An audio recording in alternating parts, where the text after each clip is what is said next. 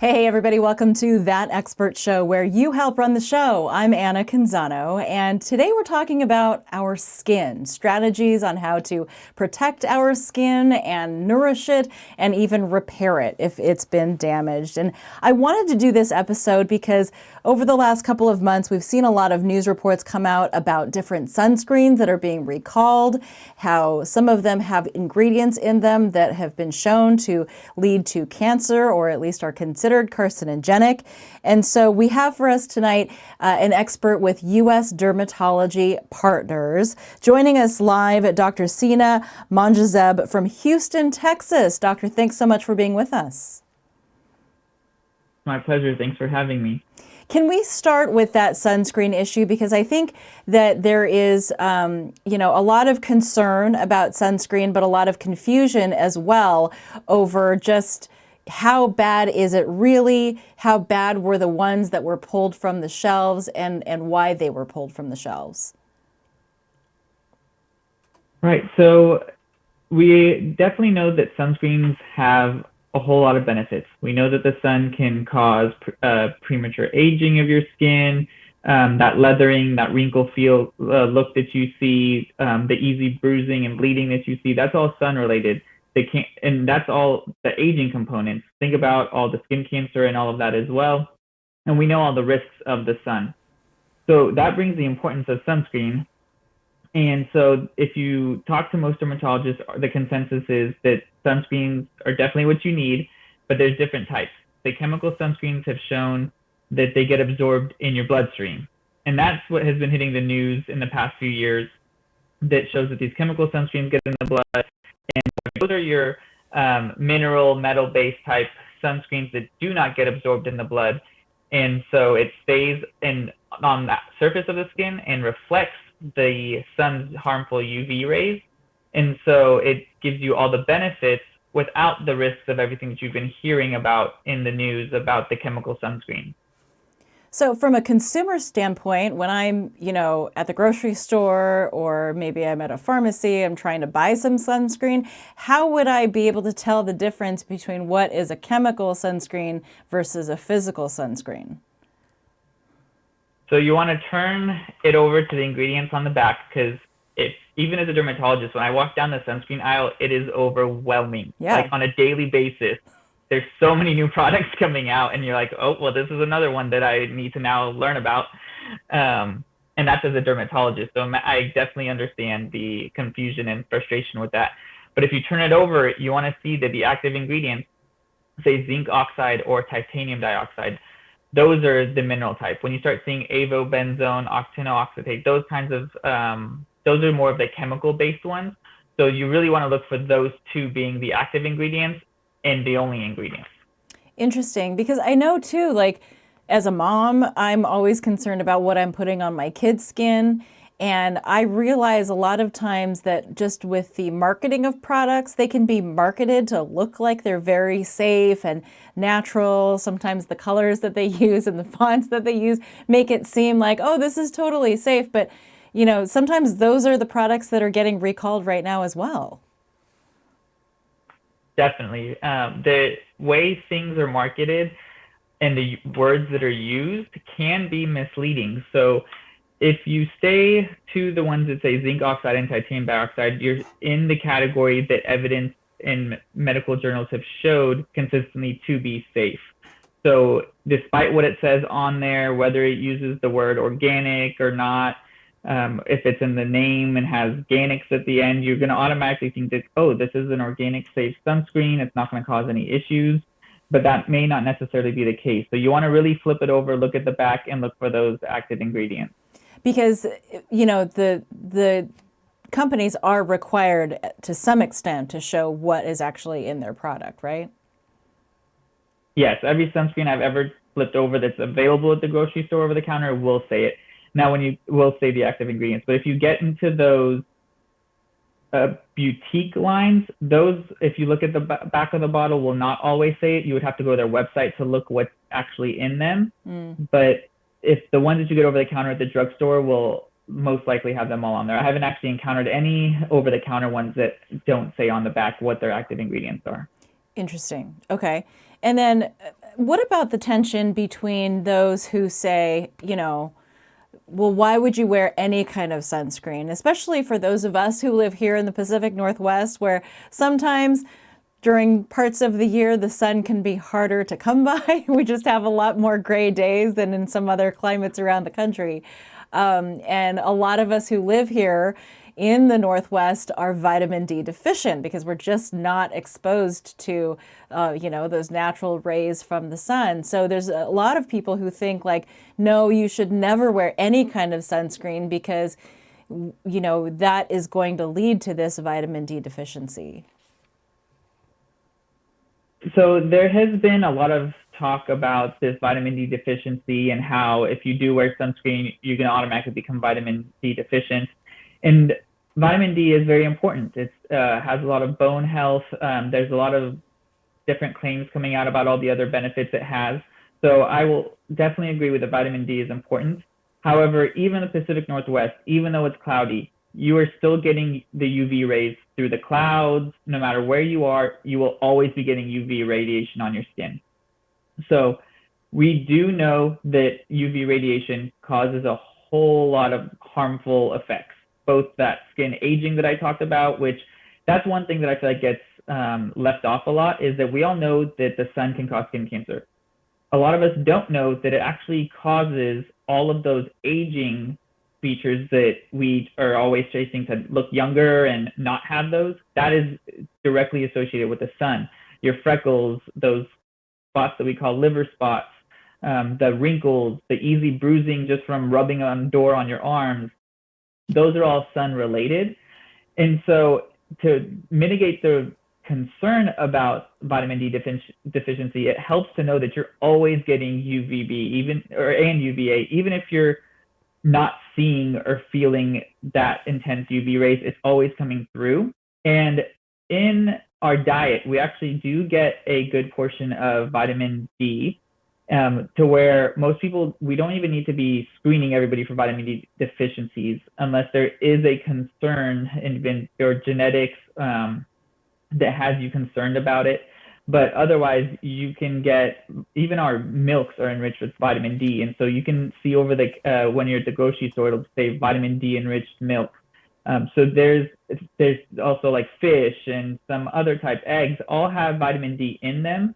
So in addition to the UV radiation that's always getting through, and that's even getting through even with sunscreen. So the sunscreen is protecting you from most of the UV radiation, but you'll always get a little bit through even with sunscreen. Mm-hmm. So you'll always be getting that vitamin D through those means. Now, even if you do end up getting vitamin D deficient, so that is a concern, vitamin D supplementation has proven to mitigate that risk. So you can take over-the-counter vitamin D supplementation, and that will help mitigate that concern as well. I see. And going back to the sunscreen issue, sorry if you already covered this, were taken off of the shelves, were they all the spray kind or were some of them creams? Like, is one type of sunscreen better or worse than another? So if I remember what you're talking about, it was the sunscreens that were the spray sunscreens that were of concern, because the propellant and the chemicals used to facilitate the spray has been determined to be carcinogenic. So that is what I believe was taken off. The ones that I recommend to my patients are the zinc and titanium dioxide ones, which do not come in a spray because they're on the thicker side. Medicine, technology, these sunscreens have come a long way to where the days where you have that white paste across your nose that you would see on the lifeguards on TV and in the movies are gone, and they rub in a lot better now. Right. I wear tinted sunscreen every morning because I'm of a darker skin tone, and my patients don't even notice. Like, I ask them whenever they're like, they say they don't like sunscreen, like, you can't even tell that I'm wearing it, can you? And they almost always say no. So that is why I recommend the creams, because the ones that are in the spray cans are, of course, the chemicals, because you can't use titanium and zinc out of the spray. So those are the main things that I believe were the ones that got recalled and pulled off the shelves. Got it. I want to thank everybody who's watching with us live, in particular if you're watching us through our partnership with the Oregonian.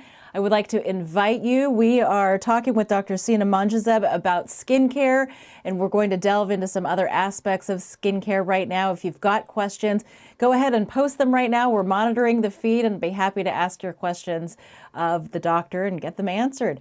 I wanted to move on a little bit to aesthetics. You're talking about the damage that sun can do to your skin. For those of us, myself included, that haven't done a great job of protecting our skin over the years, I'm really kind of, when it comes to the sun, I don't think about sunscreen very much, and I really should. And, you know, of course, I've started to notice the spots show up. You called them liver spots. Are they, in fact, why are they called liver spots? And is that kind of a myth? Is it, there's nothing wrong with your liver, is there? Or is that really the source of those spots? No, so they're not liver related, but one of the most common lesions on skins that patients refer to me as liver spots are actually almost never have to do with the liver. So freckles, I get told from patients, are liver spots on the back of the hands. They're actually just what we call lentigines, or the medical term for freckles. So those have nothing to do with your liver. There's another type of growth that are kind of like warty and stuck on the skin called seborrheic keratoses that patients tell me all the time are liver spots. So they're not a term that we really use in medicine or dermatology.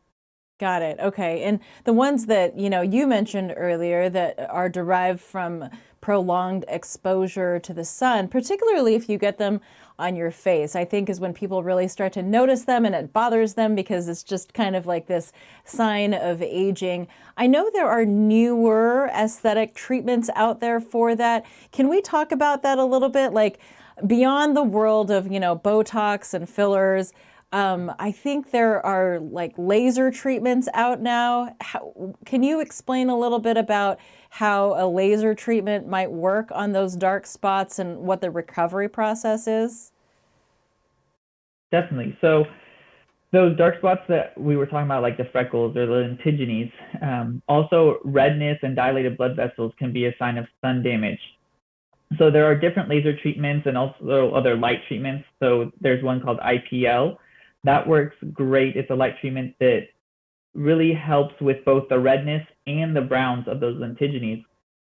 So that is a great option for patients who have this cumulative sun damage. So these are things that didn't really happen overnight or last week. So it's never too late to add on the sunscreen to decrease your cumulative damage that happens. But over the years, you'll get more and more sun, and what happens is it starts these things start creeping up. And so as you get these freckles and as you get these telangiectasias or this redness, there are these laser treatments. There's different kinds. The IPL one that I was talking about, it's not a true laser, it's a light therapy. And it takes care of both of the browns and the reds. So that is a great treatment for that. We also use it for our rosacea patients. There's also some other lasers like the KTP lasers that also helps with the redness that you see. So it kind of depends what our target is, because different lasers have different wavelengths. And so we're really using that to tailor our laser treatments or light treatments towards that specific target. So the IPL light treatments are very good for this, and it's very, very easily found. If you're in any of the big cities, I guarantee you there'll be a doctor's office nearby that has that laser or that light treatment. And then, so once you have that done, so can you target specific areas of your face? Like if, say, you've got, you know, the spots on the normal areas where they tend to show up, like on your upper cheekbones or whatnot, or maybe in the center of your forehead. Once you have, is it a one-time treatment? And then what does it look like as you're in the recovery mode? So we often do more than one treatment for these spots. And what happens is after your first treatment, I feel like is when you see the most response. But those lentigines, what will happen is they will get a little bit darker. They'll start looking like little coffee grounds, and then they'll peel off actually over the next week or so.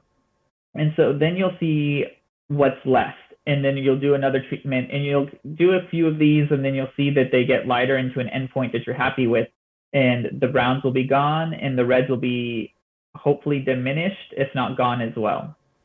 Okay, and during that time, can you can you wear makeup to cover what's happening, or do you have to let it breathe and you just have to let the healing process take place? You can definitely cover it up with makeup. You can put Vaseline to kind of help heal heal the areas that were treated a little bit faster, but overall it looks pretty well. And after a week or so, you can't really tell much was done. Okay. And I know prices always vary from place to place, but can you give us a ballpark cost of a laser treatment like that if you're hitting some spots on your face? Is this like, are we talking thousands of dollars or is it hundreds? The reason it varies from place to place so much is because you'll get different levels of experience in the person doing the actual laser. So prices are going to be a huge range. The other thing is that a lot of places bundle them in packages. So they'll be like, okay, here's a package for a few $1,000s and we'll do 5 or 6 treatments. Then there'll be places that'll do it per session. So you can expect probably a few $100s per session if for these laser treatments is what I would expect. Now, whenever they get into these bundled packages, is when it starts getting really confusing and a lot less transparent, because you don't actually truly know how many sessions you're going to need. So you may be getting not enough or too many. Got it. Okay. It's interesting because I think that med spas are pretty popular these days. They seem to be popping up all over the place, which I guess in my mind, I differentiate them from like a traditional dermatology office. When it comes to paying for treatments like this, if you have something like a health savings account, for example, is that something that you can use to pay for a treatment like that at a dermatology office versus, say, a med spa where you would be required to pay over the counter? Oh, that's actually a good question. I'm not sure what all qualifies for like a health savings account in terms of qualifying for treatments, but I could look into that and get back to you. But I'm usually it goes, our patients end up being cash self-pay patients whenever it comes to this. I'm not sure if any of them actually are able to withdraw from their health savings accounts for this since it's considered a cosmetic treatment. But I could actually look into that and let you know. Okay. I think it's an interesting point because I think a lot of us have spent so much money over the years, speaking from, like a friend's perspective. No, I'm kidding. Like people have spent money on a lot of over-the-counter skin products. I think we're always kind of like looking for the next best thing. And I've always wondered about the benefit of going to an actual dermatology office and trying to consider that a part of your healthcare regimen because your skin is a major organ in your body. It's actually the largest organ in your body. And it feels like, of course, some of it is for beauty, but I think some of it is just for maintenance of, an important aspect of your health.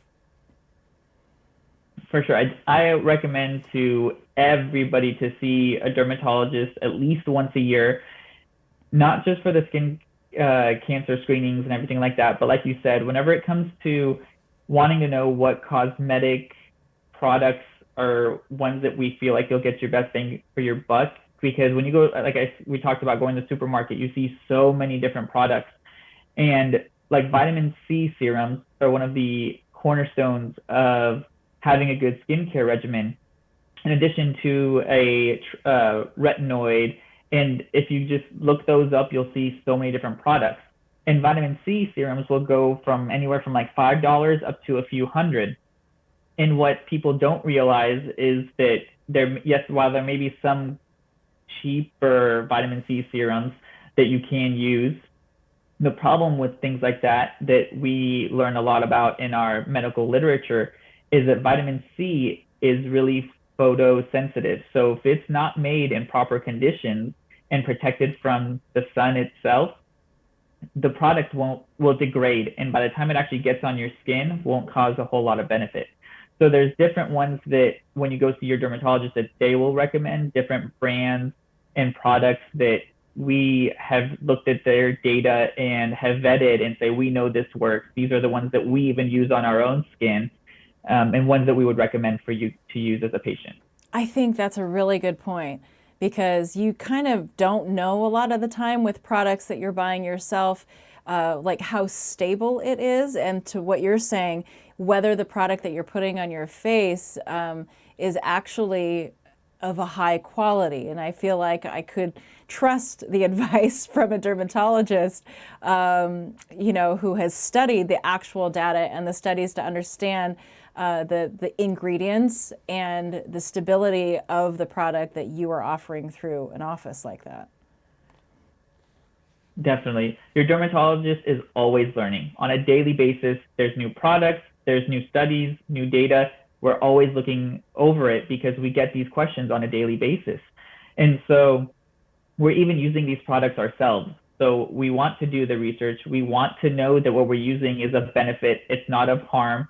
And it's also not a waste of our money that we're using, and it's our own homework for what we recommend to our patients. So I feel like that's something that's really important and sometimes we don't consider. Well, and again, I am curious because, when it comes to a health savings account, I wonder too if you can be using money more wisely by paying out of a health savings account to buy these kind of products that you would put on your skin by purchasing them through a dermatology office. I had one more question for you, and it was about microneedling.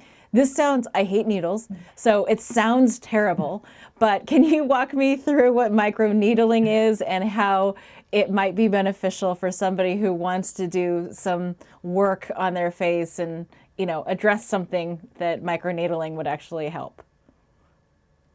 For sure. So microneedling, I will agree with you. It does sound scary, especially when you start adding terms like vampire facial and those kinds of things. It only makes it worse. So what microneedling does and what it benefits a lot is that we're causing little, of course, like microneedles to penetrate the skin and cause just a tiny bit of damage underneath, which stimulates the collagen of our body to grow. So it helps with fine lines, wrinkles, helps rejuvenate scars. And if you go see your dermatologist, they'll know different settings to use if you're doing it for scars versus rejuvenation. There's different techniques that we have. And so we put on a really strong numbing cream beforehand. We let it sit on for about an hour, and then you pretty much don't feel anything. By the time I'm actually doing the microneedling procedure, my patients just feel like they're having a spa day. So that level of pain that you associate with microneedling is actually mitigated by that topical numbing. The downtime with microneedling to a week afterwards. Again, you can use makeup to cover it up, but you'll be a little bit red, a little bit flaky and peely for about a week. And after just a handful of sessions, you'll notice the scars are getting less shallow on the face. The wrinkles are starting to get a little bit less prominent. And so it's a good step for people who either don't have really severe wrinkles or are ones that are kind of not ready to do things like fillers or Botox, but want to do something to help rejuvenate their skin a little bit. Interesting. Okay, yeah, and maybe address some of those scars from, the pimples that we popped when we didn't know any better as middle schoolers, because I think a lot of us are in that boat. Like, I'm so mad at myself for things that I did in middle school to my face that had I just known better, I wouldn't have touched them. I want to thank Lisa for tuning in, along with lots of other folks online, and she is asking about the CO2 laser. Can you talk at all about that? Yeah, so CO2 lasers, they are great for rejuvenation. They do have a bit longer of downtime. And the reasoning behind that is that for CO2, like we call them CO2 ablative lasers, we're ablating the skin, and that damage helps cause the skin to rejuvenate, to regrow. So the common theory behind a lot of what we do is we're causing damage, and the way we're causing the damage is very controlled when you have a doctor doing it, of course, but it causes the skin to rejuvenate, to grow, to collagen to stimulate. All the collagen that the sun has taken away from you over the years, we're trying to bring back. And so the CO2 resurfacing ablative lasers do exactly what that says. They're ablating the top layer of the skin to help, even a little bit of the middle layer of the skin, to help it regrow, come back healthy, get rid of dyspigmentation and those fine lines and wrinkles. And they do a great job, but they do have a little bit more downtime. They are a little bit more painful, but they do a really great job. Ablation is just not a word that I want to associate with my face, but I'll believe you on that. Okay, I lied. I have one more question, and it's about collagen, because again, I'm at that age where everybody seems to be talking to me about collagen and how important it is, and you're talking about it. Collagen in terms of taking it in a powder form in your smoothie. I have a friend who is a functional medicine coach, and she's saying here, she literally gifted me a bag of collagen and said, mix this in with the stuff that you drink. Is that shown to be helpful, to be consuming it that way? Well, hopefully your friend doesn't watch this show, because if she does, she's not going to be a big fan of me. But if we are able to develop a collagen that you are able to take orally and can withstand the acidic environment of the gut, be taken up by the bloodstream, and have the body direct it towards where it's needed in the skin, I will sign up. The problem is that the data shows that we're having a really hard time making a stable collagen that will survive the acidic environment in the gut, be absorbed, and delivered to where we want it to be delivered in the skin to actually cause regenerative benefits. This is an ongoing thing. I actually get asked this question probably about once a week in my clinic. So I've yet to see a whole lot of studies that show benefit. There are some out there that will show like, hey, our product is there. It looks like it worked in these cases. But in terms of wide scale use that have great sample sizes that show that, hey, we gave this collagen product and we can prove that the collagen in the skin has thickened in these areas based off of our analysis, that is kind of what you want to see as a dermatologist and a doctor. You want to see these larger sample studies that show it, not these anecdotal or smaller studies that say it. So I don't think we're there yet. I will be excited when we do get there, because I think it will help. We just need better products. I'm sure but somebody's I don't think it's working on that. harmful. Okay, you don't think it's harmful? Definitely. But is there like a topical collagen then that you can apply to the skin? Because I'm sure I've seen that somewhere as well. So what I recommend, because the data behind it is by and far robust, is a topical retinoid. So what topical retinoids do, in over-the-counter forms, these are more of the retinol type. Prescription strengths are more of the retinoids. There is one over-the-counter, adapalene, that is a retinoid. It used to be a prescription. Over the past few years, it became over the counter. So that is a great first step if you're not quite ready to get into the dermatologist's office and you want to try something at home. But what that does is it stimulates your collagen to kind of build back up. So I recommend this for all patients. We actually use it it's a cornerstone of our acne treatment, but it's also a cornerstone of our cosmetic treatments. I think everybody should be on a retinoid. If you go to your dermatologist, they can give you a prescription one. And so what this does is it helps acne, it helps fine line and wrinkles. It even helps some of that dyspigmentation that we talked about, those brown spots. So although it won't get rid of all your wrinkles, it'll just give you a better baseline, healthy looking skin if you're not ready to do the other like fillers, Botox, those kinds of cosmetics. But sunscreen and a retinoid is the basics that I give all my patients when we are talking about cosmetics. It's the first place to start, and then you add things on like your vitamin C serum. I think that's very important for everybody to be on, because what that does is gets absorbed in your skin. It's an antioxidant, so as your sunscreen wears off, which it will, and it's really hard to reapply sunscreen every 2 to 3 hours. Even me as a dermatologist, I will admit that. It's just hard to do. So whenever that sunscreen wears off, you have that vitamin C giving you that extra protection. It's as the sun causes any damage, those antioxidants, what they do is they help prevent the radical oxygen species that causes the damage. So the vitamin C serum is my next go-to that I recommend to patients. And then we kind of just add things on. We make a good foundation of everyday products. And then if they're like, okay, well, I like my everyday products, but I want to get rid of these wrinkles or these kinds of volume loss areas, that's when we start adding in the Botox and the filler and kind of giving them a approach that will really give them what they're looking for. Fascinating stuff. Wow. I am so glad that you joined us for this episode. I've learned so much from you, and definitely worth a conversation with the dermatologist, because I think a lot of us have had that feeling where you're in the store aisle and you're just overwhelmed by the options. You're seeing all the brands, like all the brands that I've known since I was, that teenager dealing with my acne, are still out there. And so to be able to sift through all of that with somebody who really knows what they're talking about would be incredibly helpful. Thanks so much for your time, Doctor. It's my pleasure. Thanks for having me. And thank you for joining us for this episode of That Expert Show. We are live on Mondays talking with experts like this doctor who are brilliant and who know their stuff. You can always catch the tip sheet that we create after the episode on our website, thatexpertshow.com. That's where we summarize the key points of each interview.